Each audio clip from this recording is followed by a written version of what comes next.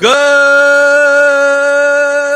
morning, Grinders. Welcome to the DFS pregame show here on RotoGrinders. I'm Jordan Cooper, a.k.a. BlenderEd, Blender HD, if you're going to follow me on Twitter. And it's Friday, December 30th, the last show of 2022. Is everyone excited? I'm not. It's just another day, right? December 31st comes, January 1st comes, and nothing changes. Nothing changes. It's not like the DFS world, all of a sudden, it's 2023. Everything is different. It's not.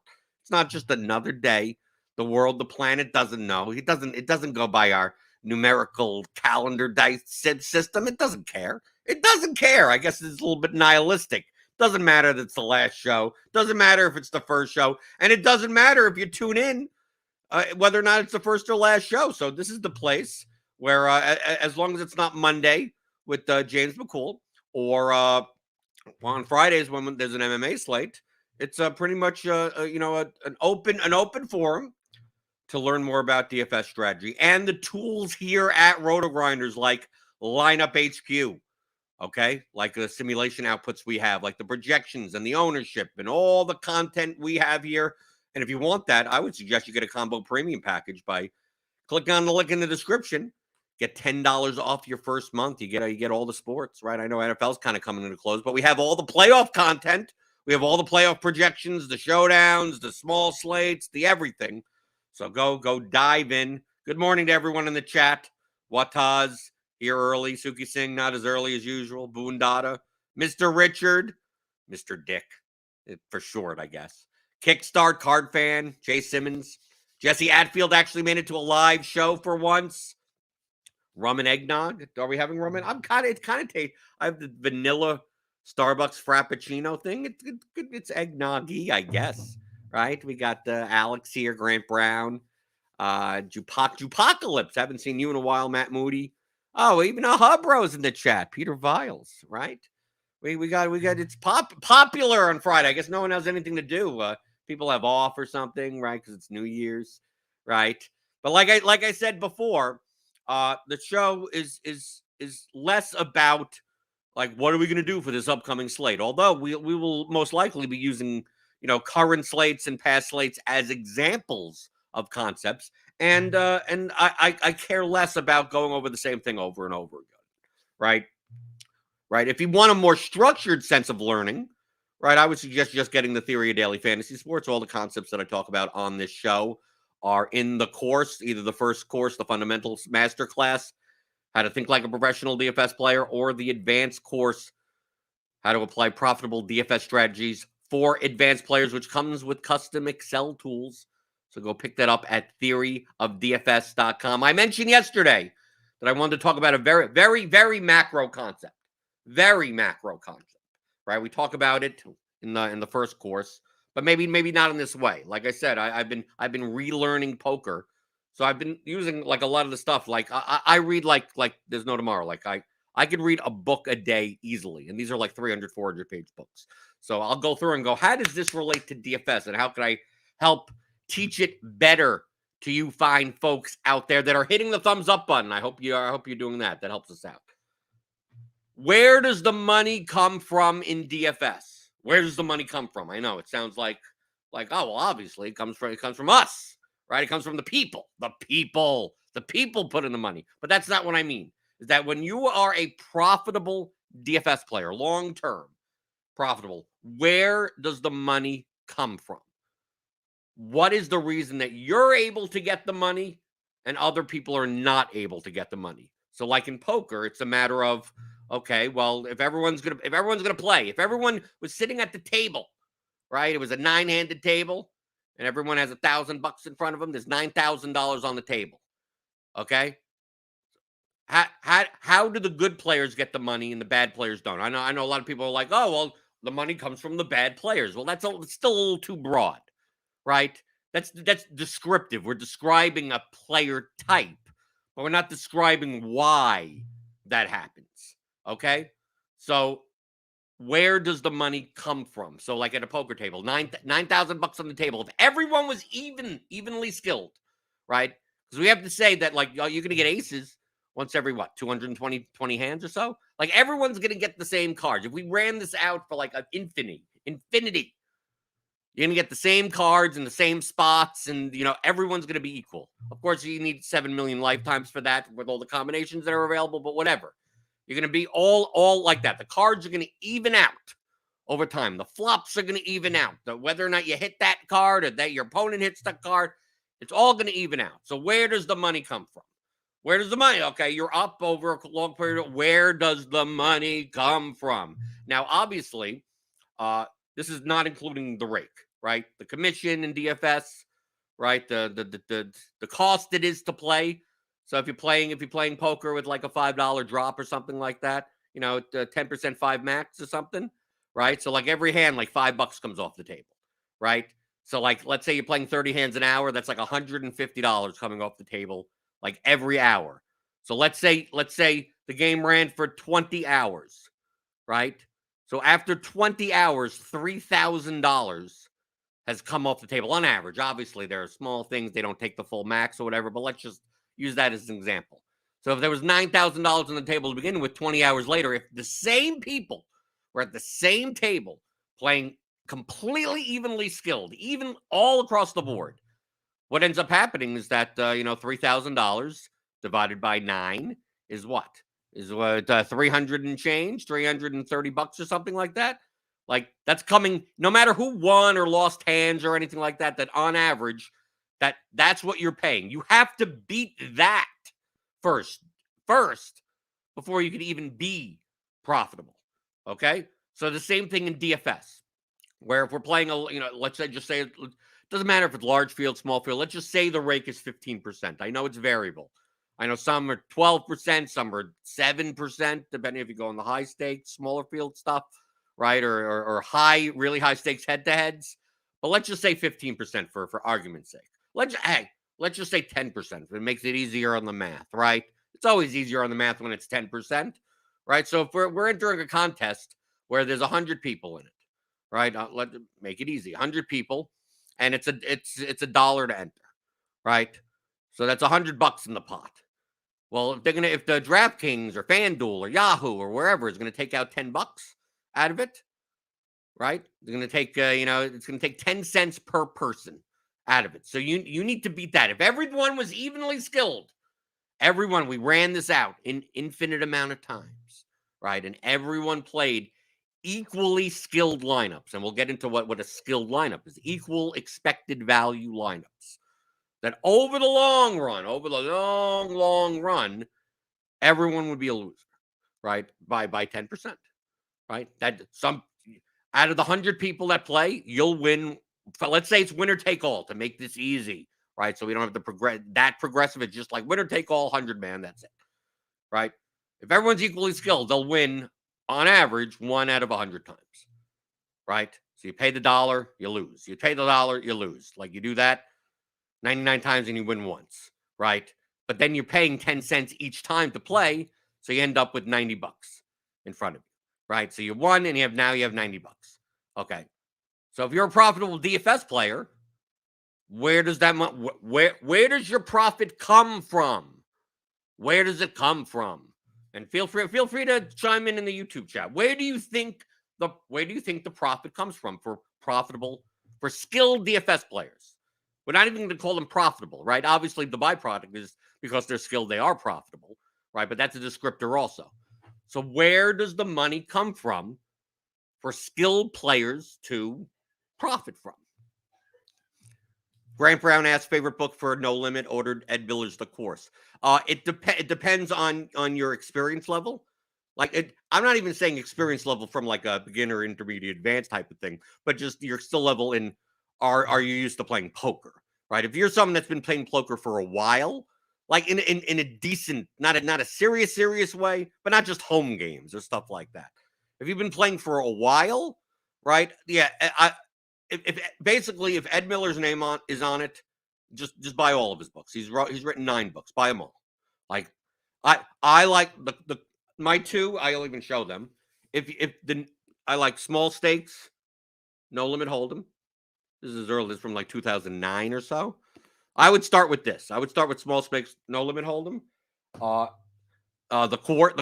I think the course is great, right? That if If you're used to playing from way back, and then you need to get back into it, I think The Course by Ed Miller is good. I think Playing the Player by Ed Miller is fine. Like Poker's 1% and the Applications of No Limit Hold'em by Matthew Janda. Like, I would suggest reading those, but I mean that don't even consider those until you can practically memorize this book. Like, don't even bother with those, right? But that they would be useful. And also the stuff in those two books. If you're playing low limit, 1, 2, 2, 5, even 5, 10, you may not even. It could help you get better, sure, but I mean, you may not even need that. I mean, you may not even need to absorb all of that knowledge to be profitable at those games, right? Stephen Bowman's here, first time, long time. Your advice is sharp and makes sense. Thank you for the thummy thumb. Thank you for the thummy thumb. Okay, so people in the chat are saying, where does the money come from? Weak opponents, unskilled players. All alpha comes from weak opponents. Okay, but now we're describing people now. I want to take out the people. So where does the money come from? What do the weak opponents do that creates the alpha, creates the money that's available to win? So in poker, in most games, especially the lower you get down in limits, most of the money comes from people that play too many hands. Like, that's simply put, that they're playing weak holdings, and mathematically in the long run, if you just took those cards and ran out 5 cards on the board, even if there was no betting, like on average, they're entering pots with weaker holdings. That's where at the lowest limits, that's where most of the money comes from. So while that you could simply generate alpha, generate a profit by entering pots with stronger holdings against players that are entering pots with weaker holdings. So, you have ace queen in your hand, your opponent has 8-5. Like, most likely, once it gets to the end, you're going to be the one more percentage of the time with the best hand. Or obviously, then we get into bluffing opportunities and drawing opportunities and being able to get value bets. I mean, I'm not even getting into that when it comes to poker. But essentially, most of the money is made in poker from weak opponents who are playing weaker hands on average than you are.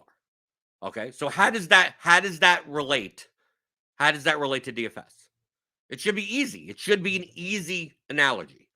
Okay, you make most of your money. Skilled players make most of their money in DFS from playing stronger, when we consider stronger, we're saying higher projected. The range of outcomes, right, on average, so the mean projection is higher on average than your opponents. Now, obviously, this would be ultimately correct when it comes to like head-to-heads, right? In that contest format, or I don't want to call it format, the contest style, right? The non-progressive style, head-to-heads, double-ups, 50-50s, that type of stuff. You pretty much make all your money, right? All of it, by just playing better mean projected lineups than your opponents. Now, we could argue on what is a better mean projection, right? I mean, models aren't 100%. They're not, there's not 1.0 R, right? It's not even 0.98 R. No. I mean, obviously, we could start arguing over 1 point here and 1 point there in projection.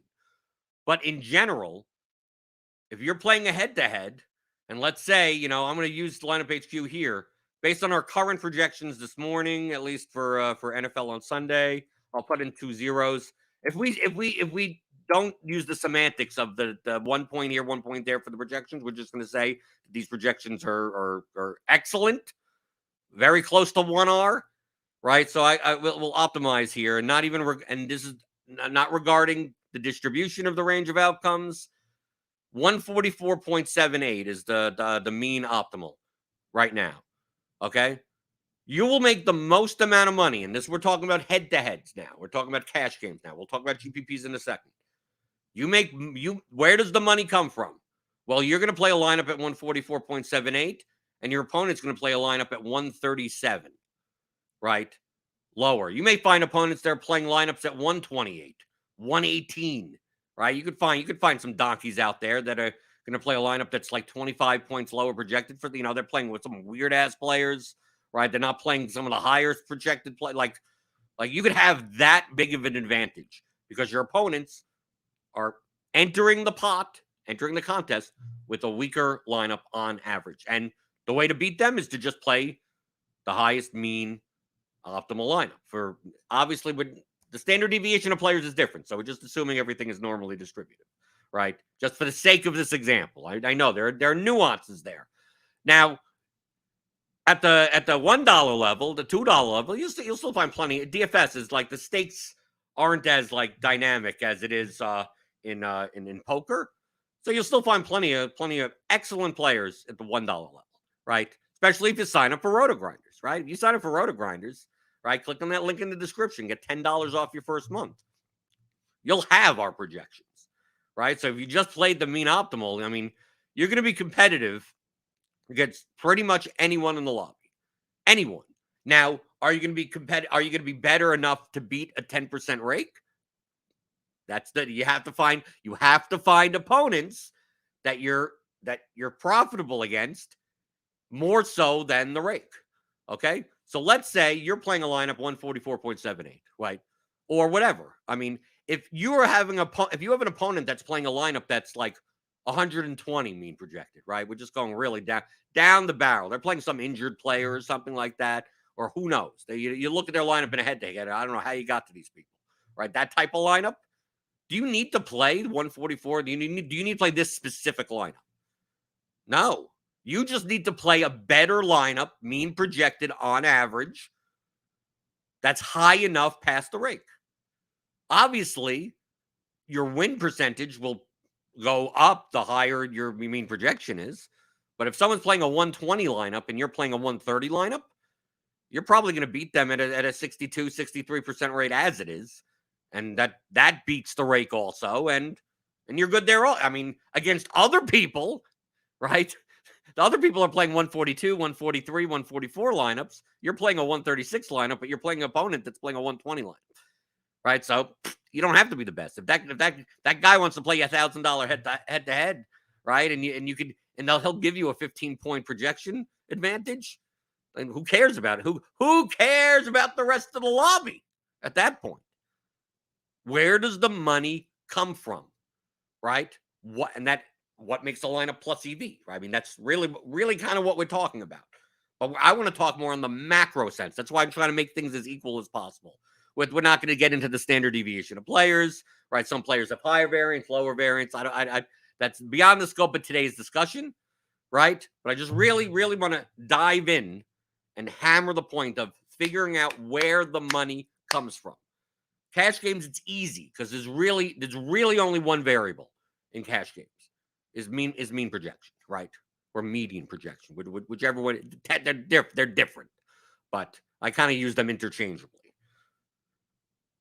So the money comes from opponents who are willing to enter contests that we'll get into the second variable of that, the difference between cash and GPP. But if we just go with cash games, the head-to-head, double up, 50-50 style of contests where, there's 100 people in the contest and 50 people get 1.8x, right? Okay. Now, let's say in that 50-50 with 100 people and everyone gets 1.8x, if everyone played a lineup around 144, maybe it wasn't the same exact lineup, but everyone played a lineup around 144. Is there any money to win, right? Once you consider the 10% rake. There isn't, right? The lineups are close enough in mean projection that on average, we run this out to infinity, that even if you have a small, like, okay, I play a 144, you play a 143, and this guy plays a 143.5, and this 143.2, and one, like, dude, son, a lot of people will be like small losers, and then a little bit slightly bigger losers. Like, no one's going to be like Like, no one's going to be a big loser. If everyone was equal, like, let's say, like, the ultimate exaggeration is everyone played the same lineup. All 100 opponents, all 100 people, we just all played this exact lineup in a 50-50. We just all lose 10%. That's it. If it's 10% rake, whatever the rake is. But that's what it would be. I mean, you would see, and it would never move. It would just like you lose 10%, and that's it. Right? So where does the money come from? Where does the money come from?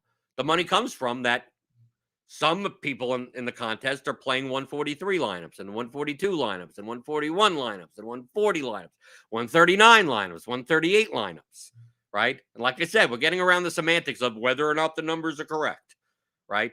Because there is a theoretically correct number, it's just that we're all trying to come to it, right? But there are some objective ones, right? Objective things. If you're playing a lineup at 144 and someone else is playing a lineup at 120, you can't tell me that you could find 24 mean projected points that are just like a difference of opinion type of thing, right? Of like, oh, I think his target share is actually 17% and not 12%. Like you're not gonna make up a 24-point mean projection difference on a half a point here and a point there on some of these projections, right? So in the full contest, if everyone played the same lineup, everyone loses 10%. Okay. So now, how do we get to the point where someone could be break even, right? Not even a profitable player. So all of your opponents on average need to play 10%, basically 10% worse than you on average, right? You don't need to find 99 opponents that all play 10% worse than you. You'll find opponents that are 3% worse from you, but you also find someone in there in that 50-50 that's 27% worse than you, right? Is playing a line, you're playing a 144 and he's playing a 136 lineup or something like that, right? You're rarely ever going to find opponents that are playing 50% worse than you, right? Lineups compared to each other are typically not more than like 3-1, maybe 4. I mean, really bad. Maybe if you're just shoving injured players in, yeah, then you may be a 9-1 favorite or something like that. But for the most part, you're really not going to find that in DFS contests. So, like on average, how much worse are the players in? Now, we're talking about the worst players now, but how about the best players?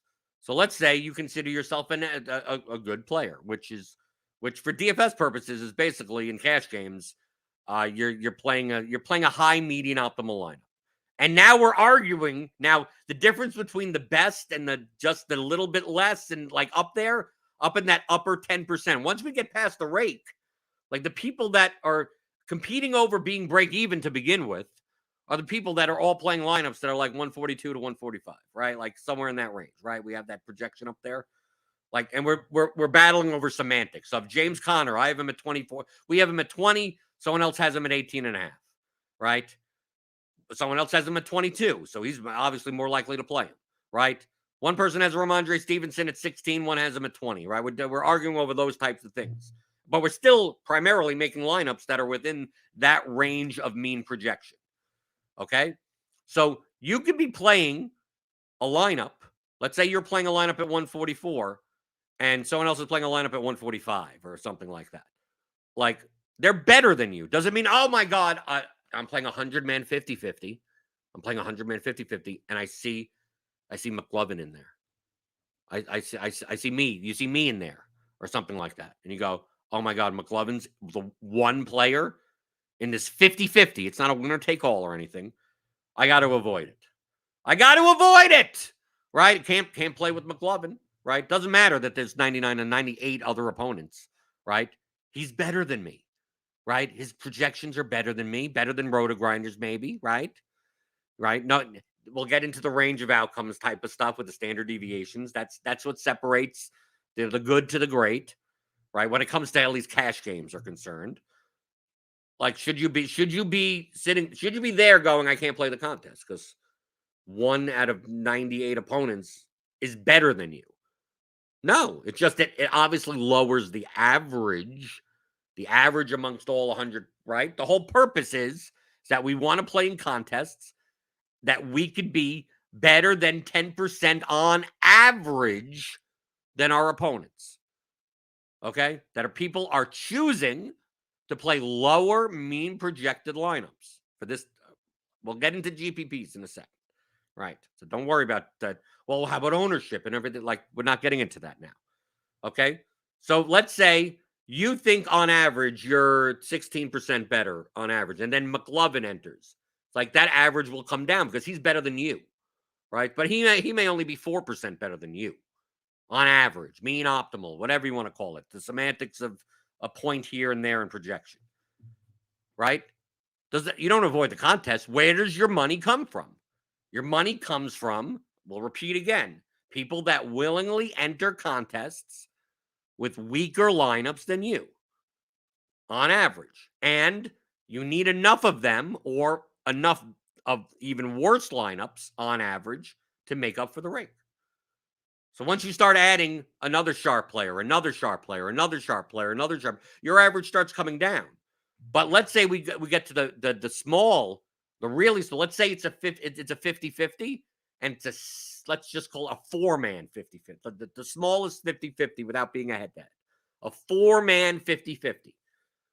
And you're in there and you're playing, I'm playing the RotoGrinders optimal. Mean optimal. I'm going to trust all of this, and that's what I'm going with. Okay? Now, if you're playing against, let's say you see McLovin and BK Reader in there, right? They're regs, right? Doesn't mean you can't play the contest.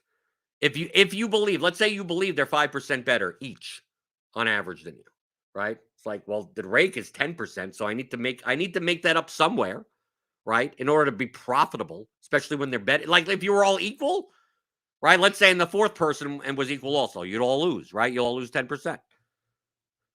But let's say it's a 50-50 and you're in there with three like guys with no experience badges, people that are willingly playing lineups that are 10% lower projected.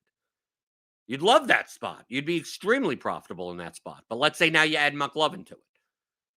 Okay, and he's 5% better than you. Okay, so that average goes down. So even if you're playing in a 50-50 4-man and you go, well, it's me and two sharp regs, the fourth player has to be significantly worse so that it feeds that it feeds you enough, even though it'll feed the other two players a little bit better, right? So you would need someone that is 25% worse on average than than you and McLovin and BK or whoever, the two sharp regs, right?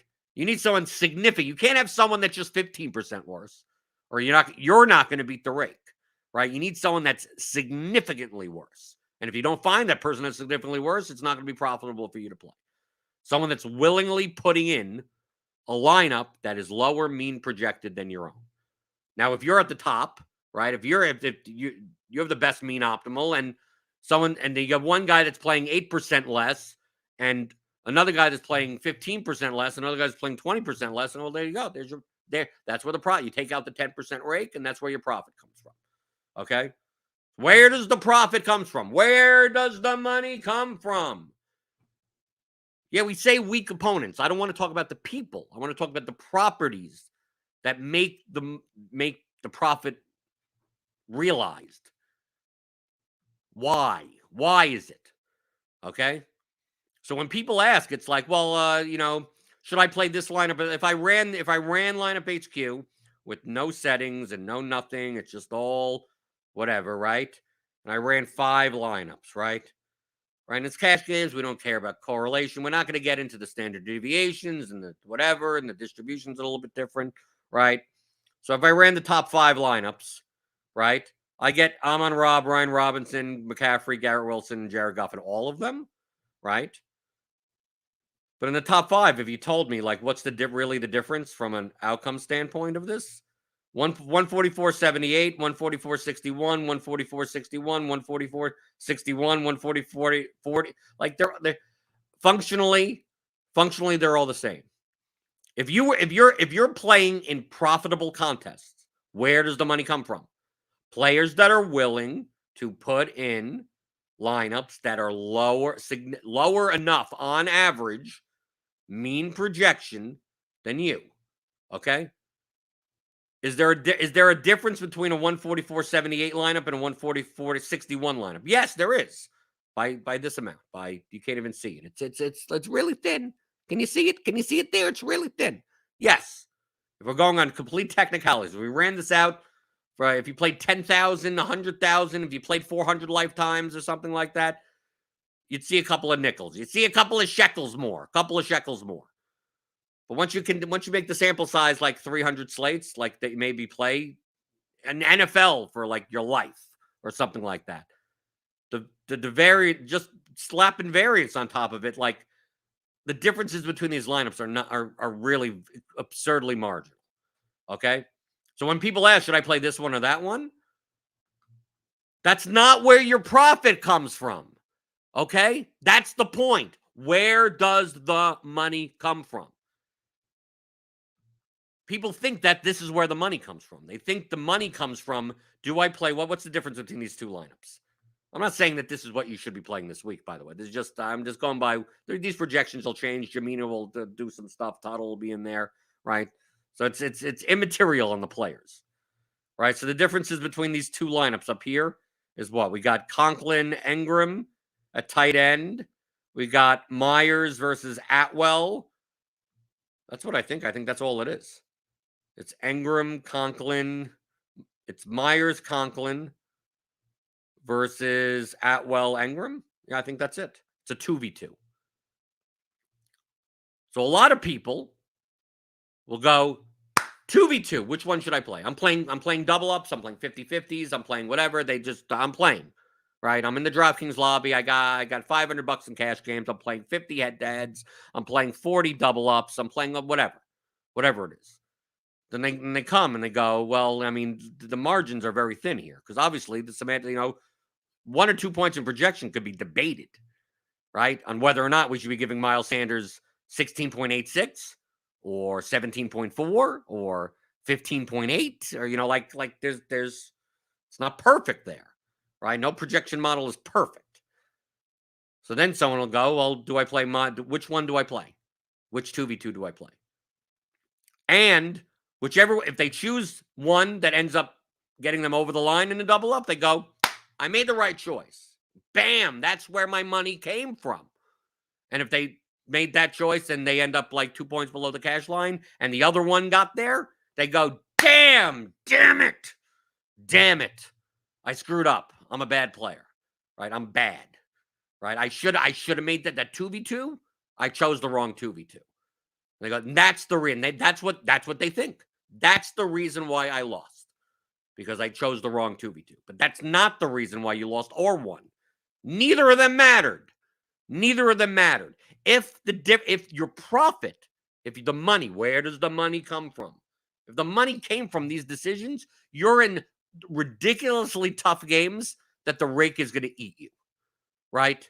If you imagine you being in a head-to-head where one person, where your opponent will be, you're going to be choosing between these two lineups. If me and you and someone in the chat said, okay, we're going to play it head-to-head, but we can only choose one of these two lineups, and that's it. That's it. That's the only head. Basically, we're playing a head-to-head for Myers Conklin versus Atwell Engram. That's literally what we're doing. Okay? Where does the money come from? Like, if there was no rake, there would be a small edge based on our projections on the Myers and Conklin side. Very small, right? If I chose the first one or something based on the RotoGrinders projections, I'd win 50.01% of the time. I mean, like that's how marginal it is. Okay? Now, once you slap the 10% rake on it, like, then we're both losers. Like, then it doesn't matter. Then we're both, like, between these two lineups means nothing. Like, that's not where the money comes from. That's not where the money comes from. The money comes from, I'll repeat again, from you playing higher mean projected lineups than the average of your opponents. Okay? So if you're playing in a contest that is worth playing, meaning that you're in a contest that is more you may not know all the opponents or something, but is more likely to contain lineups on average, where you got guys on the real bottom that are like you're like 50% better than. You have 100% better. If someone forgets to submit a lineup, you're 100% better than them, right? They have a 0 automatically, right? But you'll find people on the bottom 50, 55%, right? right? 50, 55%, 50%, but then you'll find a couple of 40 percenters. Let's say like you're playing like a 124 man double up or something, one of those that they offer on DraftKings. You may find, 2 or 3 on the bottom that are like you're 50% better than. Then you might find another 3 or 4 that you're like 40% better than. Then you may find a couple that are like, then you start getting to the 15, 10. You get a lot of those. And then you start getting more towards the break-even level. Then now you're dealing with kind of the sharp people, the opto bros, right? The regs, that's within the rake, right? If you use RotoGrinders projections and you're playing against any reg in the lobby, like they can't win money off of you. Now you're not going to win money off of them, but I mean it's going to be enough within if you're paying 12% rake on a like a $50 head-to-head, like you're both losing. Like you're both like there's no point in playing, right? You go, well, I could choose my 2v2 better than it does. Dude, the difference in projection of your 2v2s is not big enough to overcome the rake. It's not. It's simply not, right? Are you going to play a lineup that's like 4 or 5 points lower projected, right? Is he going to play a lineup that's 4 or 5 points lower projected than you? No, then you shouldn't be playing. You're both going to lose to the rake in the long run. In the long run, it doesn't matter what 2v2 you choose. It doesn't matter. That's not where the money comes from. The money comes from, like we talk about, weak opponents entering minus EV lineups compared to yours. It's always in relation to you, right? It's not. There's no like absolute EV. It's just you're playing $1,000 head-to-head against someone that's going to submit injured players. Like who cares? Can your line? Let's all injured players. He's guaranteed to score 0. How do you beat that opponent? You could beat that opponent by just playing. You could play a lineup that's projected for 20, right? Right. Just as long as you get a point, as long as you get 1 point, right? You're good. You're good. That's it. Where does the money come from? Someone will look at that lineup. You'll post that lineup. This is what'll happen, right? I'm not saying it would. That's all you do. You look for the person that's going to put in a lineup and forget, right? And just literally forget. 0 gets it in. There's nothing there. Or puts in lineups that have, backup quarterbacks and whatever. Who knows? Who knows what the hell it is, right? Guys that get zeros. And then you play a lineup that has like 6 wide receivers and running, whatever. And let's say like on a slate, you score 42 points on an NFL Sunday slate in a head-to-head, but you're playing the head-to-head for $1,000 because that's your only volume. That's it. That's all you do, right? You'll post that on Twitter and go, look, I won a head-to-head. Look how much I won. And people look at your lineup and go, the cash line of double-ups was 138. How the hell did you win a head-to-head with 42? It's like, well, I was playing an opponent that had a 0, that had an 8, that had a whatever the hell it is, right? Now, I'm not saying this to say, oh, you need to go bum hunting, right? That's the purpose of why you'd be doing that, right? That's not the point I'm trying to make today. The point is, where does the money come from?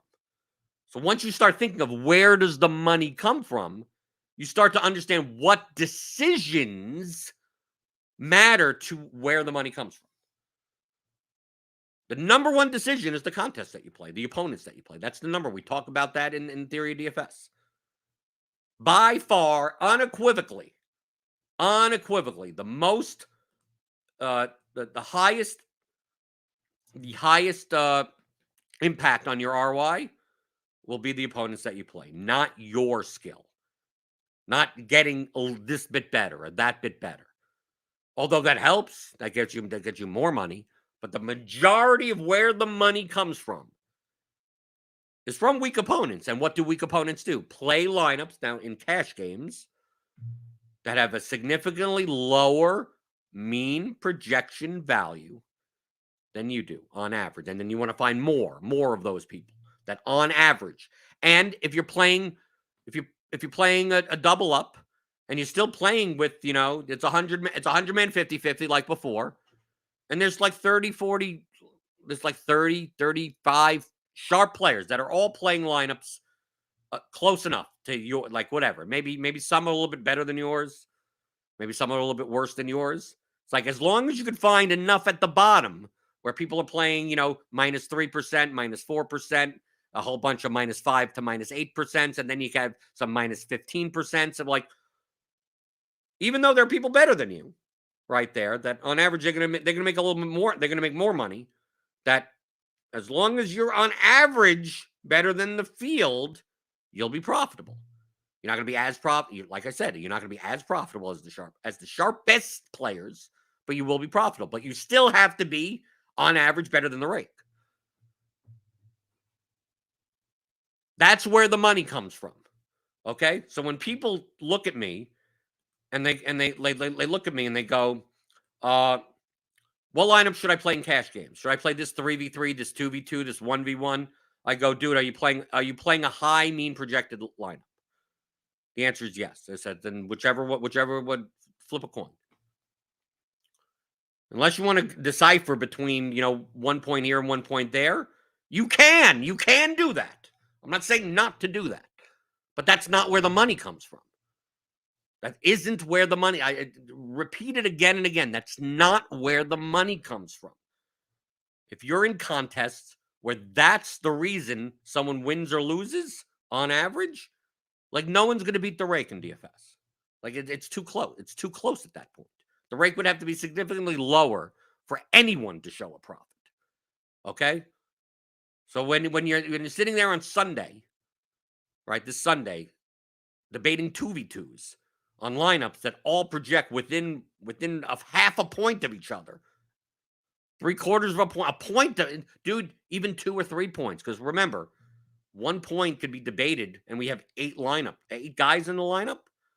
Like, dude, I mean, there are lineups that, like, hey, some other model, you say you take down the target share here, you up the play volume there, you make some weather tweak or something like that, and the lineup that we have here, RotoGrinders, may project for 4 points less in some other model, right? But that model has these players slightly higher and these players slightly lower, right? So that's 4 points, and that's debatable, right? That's debatable.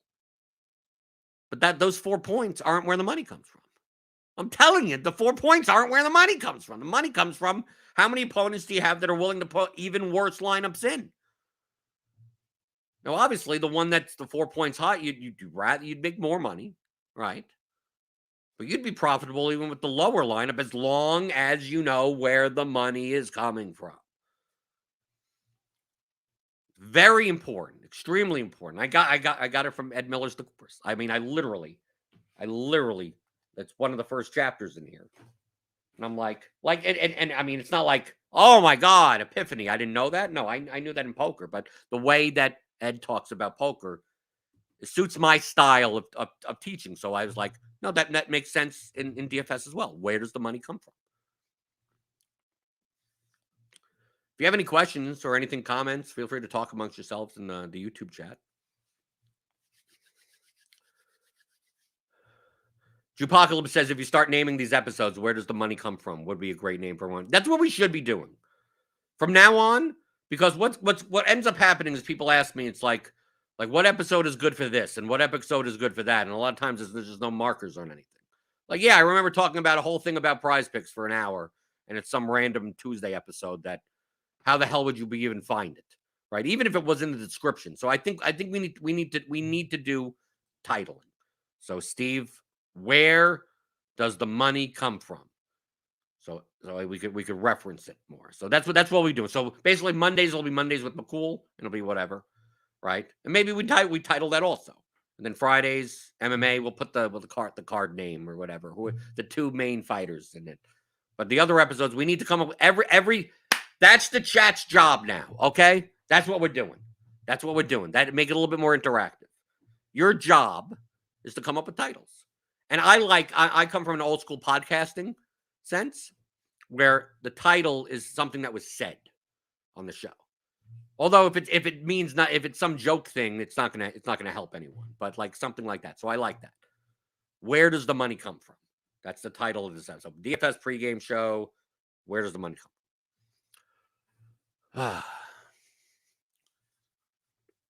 Going through the YouTube chat, yeah. Where does the money come from? People like that title. Okay, that's good. Mook Farm, yeah. Keith was on the theory. If you go to the Theory of DFS podcast, Keith Espinoza, he's a chess player. He was on that episode, the mook farming one, right? He's good at that. That's his. He's the bum hunter, right? Right. The dog, the bounty hunter. He's the keep the bum hunter, right? But that's where the money comes from. Once you understand that, that's where the money comes from. And then you start looking at these decisions of 2v2s and cash games and go, what are we spending time on? Right? If you want to, like, from a functional standpoint, you could say, well, I enjoy doing, okay, I enjoy watching Netflix. I enjoy whatever. I enjoy playing poker. You can enjoy going to the movies or going to a bar. Or like, fine, do whatever you enjoy. But I'm telling you that from a profit perspective, it probably doesn't matter much. It doesn't matter nearly as much as playing a lineup that's better on average than your opponents, and enough better on average that you could beat the rake. And a lot of times, if you're playing in a contest, you're playing in a 11-man double up, right? Something like that, 11-man 50-50, especially the smaller ones. If it's you and 10 regs, like, dude, none of this man. Like the difference between who, on average, if everyone played the same lineup, it's minus 10%, right? If we have a 10% reg, 12% reg, whatever, we're just gonna say 10. The differences between these 2v2s means that the best player in the game is going to only lose 4%. like something like that. That's what it gets to, right? It doesn't even get to the line of break even, right? If 11 people play, all regs, all sharp, all playing good projected lineups that are close enough to each other, okay, the best player loses only 4%, right? And the worst player loses, minus 16% or something like that. That's it. But no one's profitable. There's no profit there. There's no money to be made. There's no money to come. But the DraftKings is taking that money, right? 10% right off the top. So it's like no one's going to be better than each other. This is one of the main reasons why people suggest, you see that I have and sharp people suggest that on average, if you took away having to like go through the player lobby and look at all of your opponents and track all of that type of stuff, that on average, the bigger the double up, single entry, bigger the double up, the more likely you find players that are willing to play lineups that are negative EV, lower mean projected than you are on average, right? Especially single entry, right? The McLovins, the BK Readers, the Loves Bases, those guys, they can only play one entry, but it's a 2,000-man double up. I'm not saying that, dude. Maybe there are enough people in there that the average is like the best player is only minus 1%. Like no one's profitable. It's unlikely. It's possible. But typically the larger the double ups, the more likely. I'm not saying it's the case because you'd have to go through each individual person and see. But the more likely you'll find more people that are willing to play less mean projected lineups than you. We're talking specifically about cash games. Right. We'll talk. Dude, I've talked about, I really wanted to hammer this macro concept in on this show that maybe we'll save the GPP because we have to add the extra variable to like Tuesday, right? Because Monday, James, or maybe we'll talk about it on Monday. I don't know. Right. But once you start asking yourself, where does the money come from? What do you do from there? Okay, now I know where the money comes from. Right. You look at let's strain the cash games. Where does the money come from? It's a game of mean projection, essentially. Like that's what the DFS. There's no really other variables.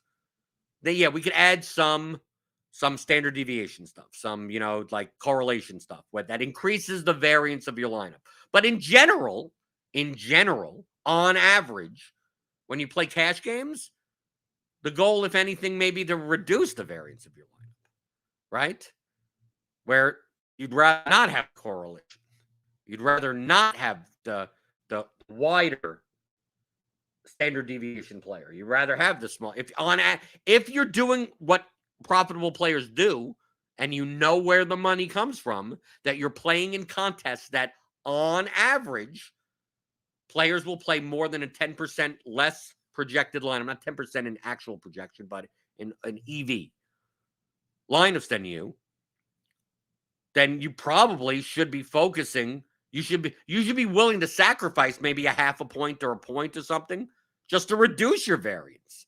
Just to say, I'd rather play the guy that has a higher mean projection, but, a slightly lower mean projection, but a narrower range of outcomes. Like those, if you're spending your time on a little bit of time on that, that's a little bit understandable. And I'm just saying a little bit understandable because I'm not even sure you probably don't even have to spend your time on that. If you're playing in contests that are good, if you're playing in good games, playing a good high mean projected lineup is all you need to do. That's the decision. Where does the money come from? And then how much time should I be spending on the decisions? Well, the ones that matter most to your profit. And in cash games, it's primarily based on your opponents. If as long as you have projections, if you're sitting there with no projections, now you have to turn players into numbers. Right? We talked about that yesterday. You have to have someone that's table stakes. You have to have some way to turn players into numbers.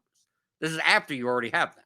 So once you already have that, just play the top mean optimal lineup. And if you don't want to play that one, you want to play the third one or the 17th one or whatever. That 1 point here and there shouldn't matter. It shouldn't matter. If that matters, no one beats the rake. I mean, I'm telling you, no one beats the rake in that scenario. Run it out. You can go in Excel, you can run out a sim of that. At a 10% rake, and some of these are 12% rake, 14% rake, dude, if I'm playing a 144 lineup and everyone else is playing a 143 lineup, I still don't make any money. I'll be minus 8% or something, right? Long run. So that's not where the money is made. Cash games, the primary where the money's made is contest selection. Opponent and contest selection. That's pretty much all it is. Right? As long if you have a way of turning player names into numbers, the biggest decisions you should be making, you should be spending your time contest selecting. That's what you should be spending most of your time doing. So if you're if you're primarily playing cash games, right? And even if you're not, but if you do play cash games, we're talking about NFL, but it could be NBA, it could be whatever.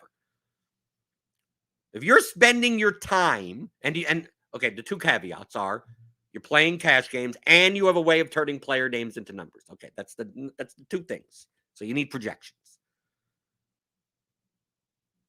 If you already have those two things, and let's say it's noon. It's all right. We're coming up on noon now. And we got an NBA slate later today, right? At 7 or something, right? You got 7 hours. And we'll take out the fact that NBA has this guy's in, this guy's out. The projections will change a million times. Okay. But let's say you already got that. Once it comes to 6:59, and we'll take out the late swap stuff for NBA. I know NBA is a little bit different because things change all the time, right? It's all 7:45. This guy's in. Got to change this, and right. We're just saying everything's static. Picture like NFL. Everyone's playing at the same time. That type of stuff. Right? We're getting rid of all that stuff. If you were to show up at 6:59 p.m. Eastern and just play the top mean projected lineup, or one of them. I'm not even talking about the top one. Any of them, top 100 probably. Any of them. Roll a dice. Go to random.org. Put in 1 to 100 and a 74. Okay, play the 74th line. Like you can do that at 6:59 p.m. and enter that for all your cash games, right? That's about how much time you should be spending on what generates you profit in DFS cash games. That's about how much that would be the most efficient use of your time. Okay? The more efficient use of your time, like that, the part of actually building the lineup, of actually choosing the lineup that you play, could be a 60-second process. If we take out the fact that you upload a CSV or you're typing it in on your phone, we take out that. If we just go from like it could literally be a 2-second process if we just count just pressing a button and just doing a knapsack solve on your mean projections. But if you wanted to let me choose one of these top 10, or I'm not going to play this guy. I play the top lineup that doesn't have this guy in it. Like maybe it's 60 seconds. If those were the differences between whether or not you made or lost money in DFS, you're playing into the game. The game is unbeatable at that moment. Or the game is unbeatable with the rake. The rake would have to be 2% for then those types of things would to matter. So that's 6:59 p.m. Eastern, or 6:55 p.m. Eastern. You know what you should be doing at 10 a.m. Eastern? Finding the contests. Looking through the contests. Let me look through the 3-man lobby. Let me look through the 50-50 lobby. Let me look what's you enter the big single entry double ups, the big ones. You're more likely to find people that are willing to play significantly lower mean projected lineups on average than you, right? And then you spend, doesn't mean you're hanging out all day just looking at the lobby, going back and forth, back and forth, back and forth. No. Right. But you spend more of your time, whether it be every hour, right? Every hour and a half, every whatever. You do it 3 times a day. You do it, but if you think in the terms of where does the money come from, and you go, how do I allocate my time resources? You should be focused. You should allocate more time resources towards what brings you profit in DFS to what doesn't, and scale it proportionally. Okay? So we already concluded that if we're playing in contests where the difference in 1 point in projection, like no one could beat those contests, then you shouldn't be playing those contests. Right? So the 1 point, do I play this guy or that guy? That, as long as you're playing a high projected lineup compared to your opponents, you're fine. So you should be spending the time finding those contests. Finding the contests where that exists. Looking at past contests and going, let me take a look at let me use my yesterday's projections and go into the single entry double up and see what the projections of all the lineups are. Download all the lineups and then insert your projections and see what the hell they are. Dude, the Excel tools that we have for theoryofdfs.com, you can do that. You can take all the lineups, throw them in, but take the projections and just see what your opponent said. And here was your mean projection for all these lineups. Come up with an average, right? Say what was the average projection, and see how far your lineup is compared to that average. And what do you want to do? You want to find contests where you have the delta between those two is higher. That's it.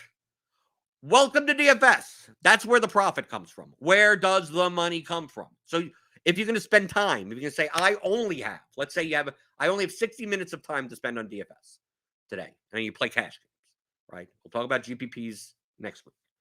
Cash games. You only have 60. How should you allocate? Most people do this. They go, I'm going to spend it from 6 p.m. to 7 p.m. and determine what lineup to play. They spend all 60 minutes on that. Right now, they spend 58 minutes on it. 2 minutes, they enter all the contests they want, right? They go, I'm just going to post 20 head-to-heads. I'm going to enter. They do that early. They do that the night before, and they never do anything else, right? They have $300 worth of whatever. And then it's like, okay, they're off until 6 p.m. Eastern, right? And then they figure out a lineup to play, and they spend 58 minutes on that, right? I do the opposite, right? I spend 2 minutes on that. I spend 50. If I had the other 58 minutes, I'm spending throughout the course of the day, right? 10 a.m. I'm spending a minute. 10:32, I'm spending a minute. 10:58, I'm spending 2 minutes, right? Like I'm throughout the course of the day, we're looking in the lobby and seeing what the best contests are, right? Entering more on FanDuel when they respawn the low stakes 50-50s, the 100-man 50-50s, making sure I getting into those, right? So 28 out of 100. Okay, it's 6 hours to go. That's obviously filling. Right? And then another 0 of 100 stuff. Okay, let me enter those. Right? Going through the 3-mans and clicking through the 3-man and seeing what my opponents are. Do I see a no badger in there? I'm in. Right? I don't care if McLovin's in there. I just need to. I want to find the rando that, hey, they may be fine. They may be a RotoGrinder subscriber, and they may play our projections. Like, then okay, well, you could see that after the fact. Whether or not that guy was good enough. But on average, typically some random person you've never seen, you're more likely to be a significant enough advantage over. So you're going through that's what you should be spending your 58. If you only had 60 minutes, only 2 minutes is lineup building. 58 minutes is finding where the profit comes from. I think once you really focus in on understanding that macro concept of where the money comes from, you start putting your priorities in order as far as developing your systematic, time-efficient process. Like I say in the advanced course, systematic, repeatable, time-efficient process to analyze slates effectively and consistently build lineups that show a long-term profit. Where does the money come from? Once you focus on, I'm going to spend more of my time on the stuff that matters for that than the stuff that doesn't matter for it. And to some people, from the outcome, that 2v2 looks like, it's like, oh yeah, if I chose the other 2v2, I would have won, and I chose the other part, I lost. So that's the thing that I need to focus on, but not realizing that based on the range of outcomes of all these players, that if you ran that out a million times, like probably half and half or somewhere close to it, right? That the projections are so close to each other, right? That really, it's like flipping when people think of it in these terms. It's not exact, but think of it in these terms. The 2v2, right? Do I play Myers and Conklin, or do I play Atwell and Ingram, whatever it happens to be, which will change by Sunday, by the way. That's the equivalent of someone saying, I'm going to play a head-to-head against someone, and it's going to be a coin flip, a literal coin flip, heads or tails, right? So you go, okay, heads, right? You know what heads is? Heads is a Conklin and Myers. Tails is Atwell and Ingram. Okay, so imagine that you're going head to head, and it's pretty much a coin flip. I know there's a slight here and there, but pretty much a coin flip. And you go heads, and it comes up tails, and you go, oh, I should spend more time. I should spend more time on studying the coin, right? Because next week it's going to get to a point where I have to choose between heads and tails on a quarter, and I'm going to spend an hour. That's sad at the time, looking at the ridges, looking at the if he flips it this way, is the wind moving with the coin? Is it going to bounce on a table? Let me spend. I'm going to take a coin, and I'm going to flip it on a table 100 times just to get a sense of what the table is like. Right? I'm going to start having the wind. I'm going to develop this whole thing on flipping the coin, on checking what's the year on the coin? Does the nickel matter? Does the type of metal matter? So I could better predict, is it going to be heads or is it going to be tails? Is it going to be heads or is it going to be tails? Is it going to be heads or is it going to be tails? While you're doing that, playing against someone that is playing a lineup that is, that is just going to pick heads or tails, just whatever. Even money, heads or tails, minus 10%, heads or tails, right? I'm finding someone that's willing to give me 2-1 on the coin flip. I don't care about the coin. Don't care about the coin at all. I'm assuming the coin is a fair coin. Maybe there's an imperfection in there that makes it 50.1% more likely to be heads, right? But once you start taking out the 10% rake, who cares about that 0.1%? It's just a matter of who's losing the least, right? So that's not where I'm going to make my money, right? I'm spending all that time for that such a small thing. I'm going to spend my time walking around town going, is anyone willing to give me 2-1 on a coin flip? I don't care about the coin. The coin's the lid. Whether I choose heads or tail, I'm going to spend 8 hours choosing. Should it be heads? Should it be tails? Should I choose heads? Should I choose tails? Should I choose heads? That's what you're doing. When you're going through, well, is this lineup, this 2v2, this whatever, like that is what you're doing. And in game theory, the closer your decisions are to a coin flip, to 50-50, the time you choose, but that doesn't matter. If it was truly a 50-50, you should spend 0 time on it. If you couldn't do better than a monkey throwing it at a dartboard or something like that, or a turtle choosing a piece of lettuce, then you should be spending 0 time on it. That's simple math. That's simple game theory. You should be spending time finding someone around town that's willing to give you 2-1 or 3-1 or 5-1, right? You could find a head-to-head opponent. You find a head-to-head opponent that's willing to play a lineup that's 30 points lower projected in NFL football. That's like finding someone that's willing to give you 8, 9 to 1. That's like 8 to 1 on a coin flip. Give it to me. Do you choose heads or tails? Who cares? I'll choose whichever. Dude, I don't care what I choose. You're going to give me 8 to 1? Oh, 8 to 1. I choose heads. It comes up tails. I'm the idiot? No, it's 8 to 1 on a coin flip. Why am I spending time on choosing between heads and tails? I'm choosing and let me find the people like that. Let me find the places where they congregate, right? The contests that those types of players enter, right? You're not just playing head-to-heads, but double-ups, 50-50s, whatever. That's what you should, that's where the money comes from. I think this is quite obvious. And the more that you think of that direction, we'll get to GPPs. We'll talk about that. The more you see, one, what type of contest you should be entering, and two, what types of lineups you should be playing. Okay? And that's why GPPs, we're going to talk about how the lineup differences are. In cash games, it's easy. Cash games, pretty much, almost everything comes from mean projection. So, there's nothing to assess other than that. And then the semantics of a point here and point there. But let me tell you, with the 10% rate, I want to harp on it again and again. Once you smack that 10, 12% rake, 14% rake on top of it, if you're in contests where the difference between winning and losing, I'm not saying profiting and not profiting, but winning and losing is a difference of that 1 or 2 points here and there, that 2v2, that 3v3. Those are not profitable neither choice will be profitable. One is slightly less losing than the other. That's basically the difference.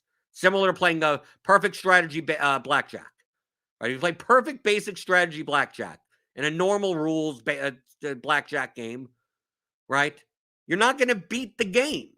You're just going to lose the least.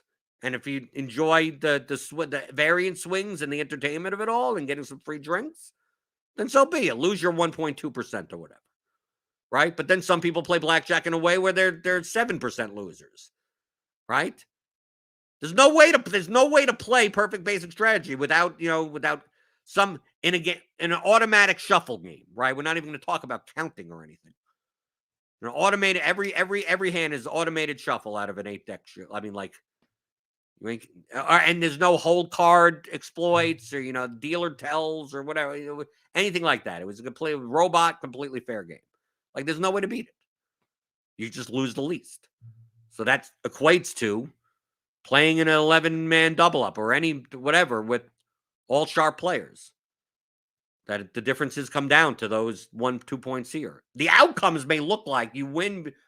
Oh, I won because of this and lost because of this, but you're looking at things in a very small sample size. And on average, that if we run this out a million times, that you don't even if you lose, you don't lose that often.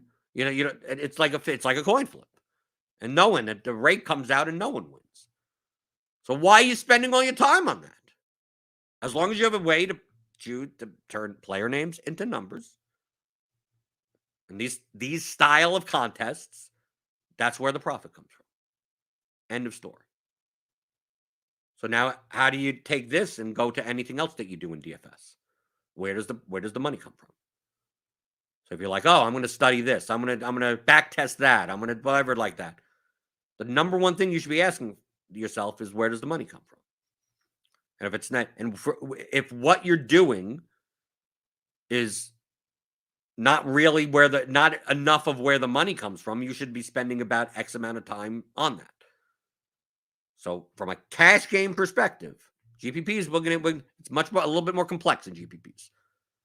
So from a cash game perspective, the money would be made in two ways, right? These are the two things you should be spending your time on. One, converting players' names into numbers, right? To have the highest mean projected lineup.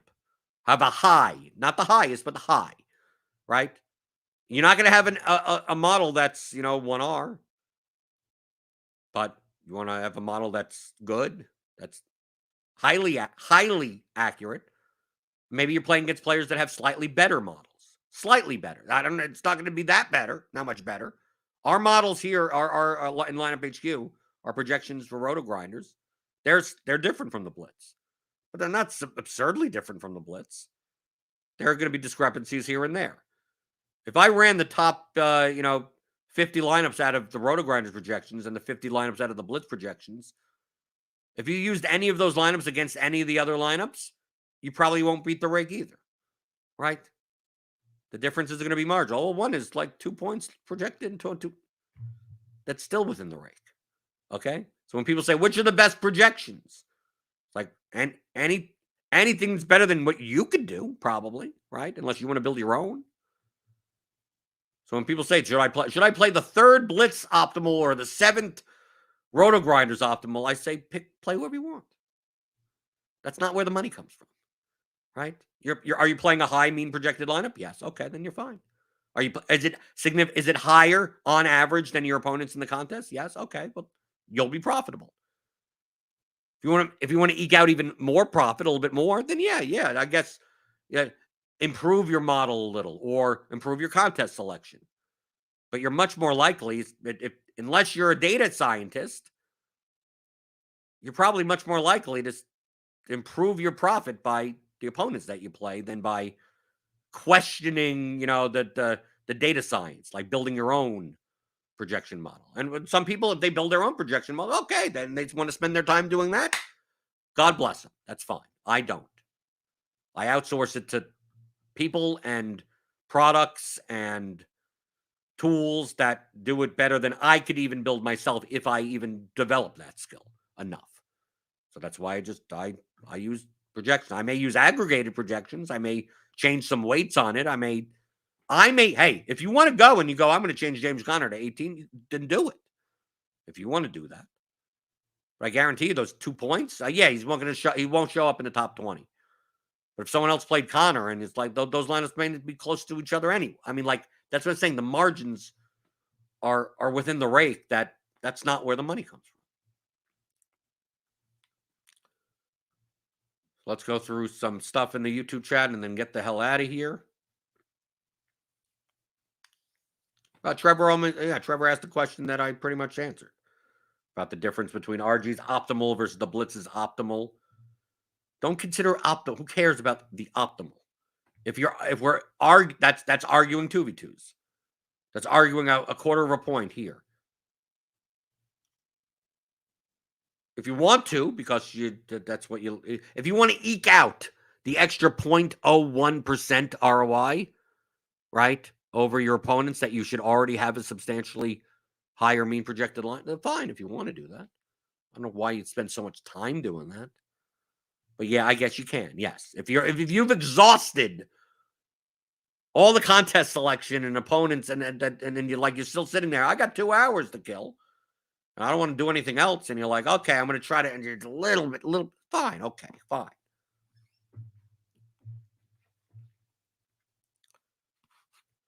Right. And Skip S says there's a way to tell which site has the most accurate player projection. They all have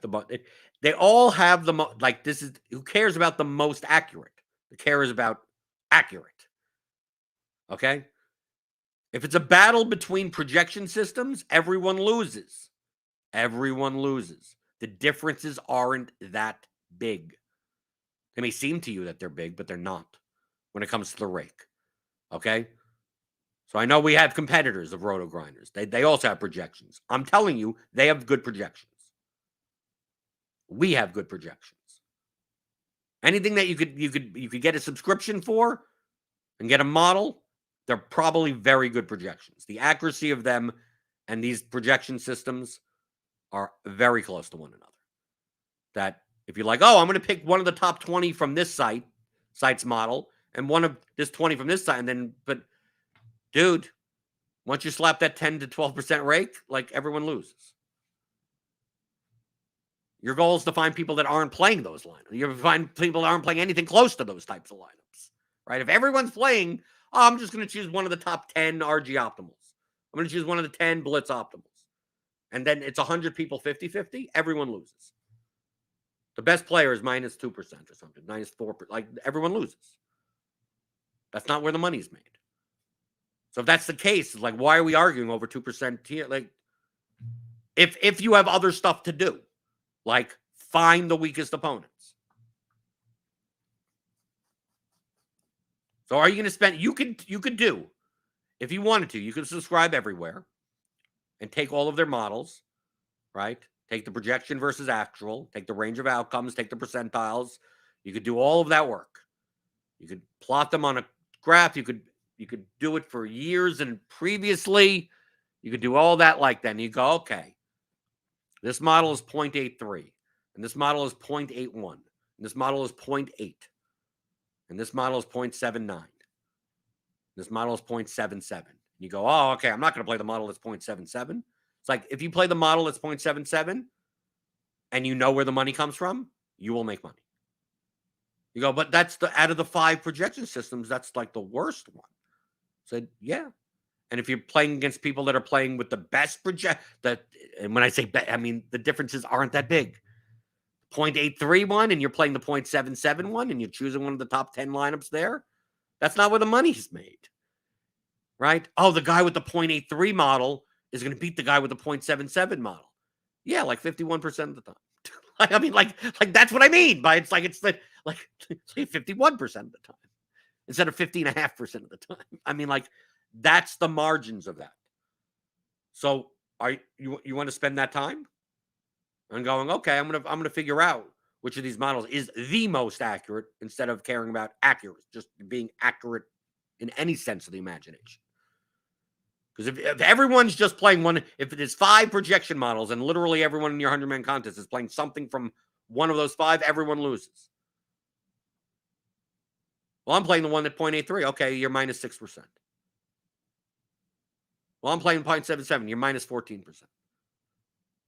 Where's someone that's plus percentage? Nowhere. Right? But wouldn't I want to play the 0.83 one rather than the 0.77? Pennies on the dollar. Yeah, sure. Yeah. At the end of the year, you'll notice the difference with an extra like $28 to you. Golf clap. If you want to. So you're going to have $28 extra to your name at the end of the year. Okay? How much time are you spending for that $28? Surely not 40 to 60 hours trying to figure that out. No, of course not. That seems stupid. Unless you're doing it for the intellectual challenge. And then it comes down to entertainment. Now we're talking about entertainment. Where does the money come from? The money comes from playing the 0.77 accurate model in one of the top lineups there and finding people that are playing lineups that if you ran it through even that model is 10 points lower projected. If you ran it through the 0.83 model, it's 8 points lower projected. You're making money off them regardless. You went slightly higher if you had a slightly better project, slightly like 51%, like that type of thing. So what are you spending your time on? Keith Espinoza says, Mook farming is a grind. The inspiration happens once, but the grind is a full-time job. Yes, and Keith, that's what Keith does. Keith says, using your Roto Tracker head-to-head database to snipe in the lobby is a ton of work. Yes, but that's the work the thing is that what Keith understands is he understands where the money comes from. There's a lot, he says, it's a lot of work. He will increase his profit way more by doing that work than by figuring out what 2v2 to play. Easily. I mean, hands down. Figuring out who to snipe in the lobby, and really studying. I mean, you have to develop a database and track and compare lineups, projected lineups to each other, and go, if you want to do that, if anything, that's where you should be spending your time. I mean, really, dude, just show up to RotoGrinders 5 minutes before a slate and okay, I'm just going to, and don't even play the top one. Play whatever one. Just run 20 lineups, randomly choose 1 to 20, and you're fine. That there's your lineup.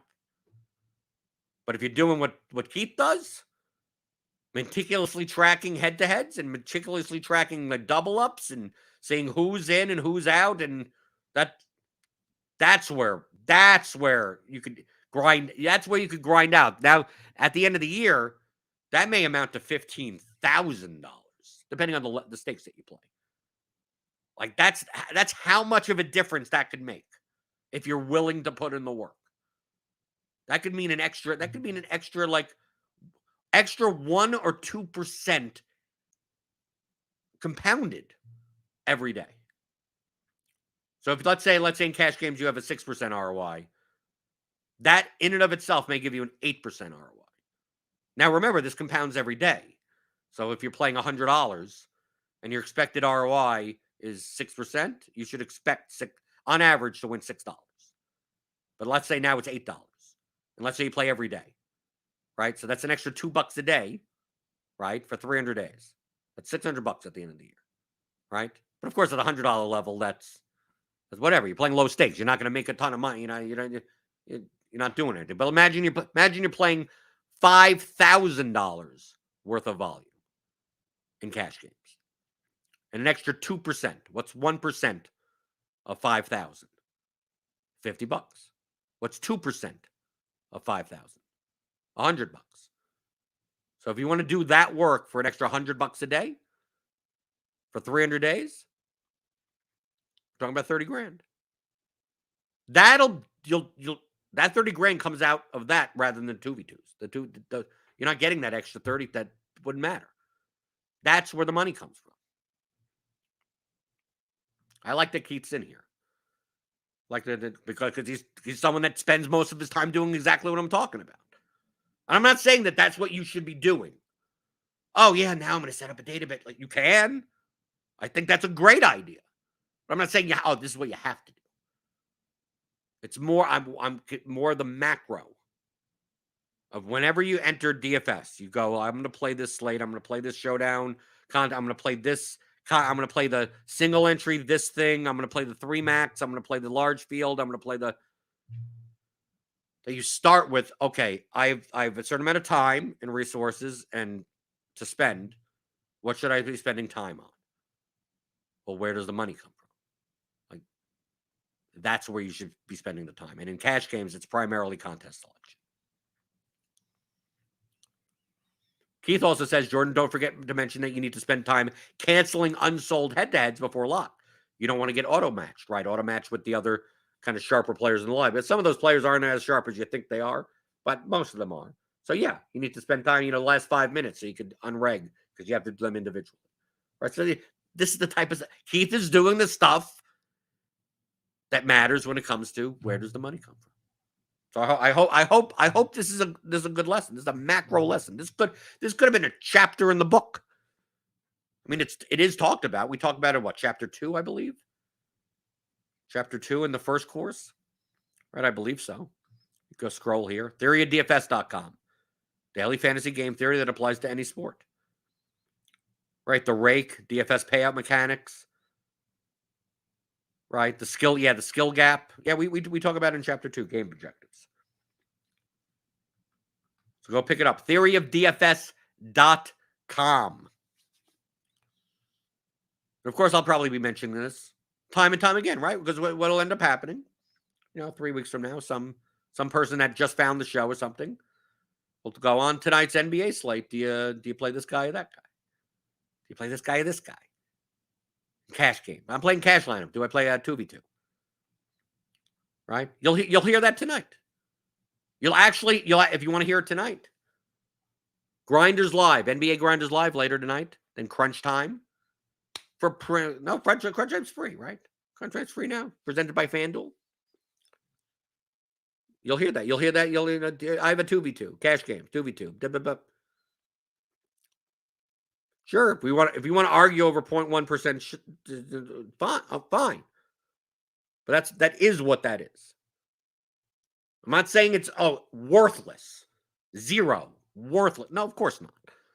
But it's worth about this much, right? And if you want to argue over that much, fine. If you've already spent your time doing everything else where the money comes from, you want to, okay, sure, why not? Who wants it?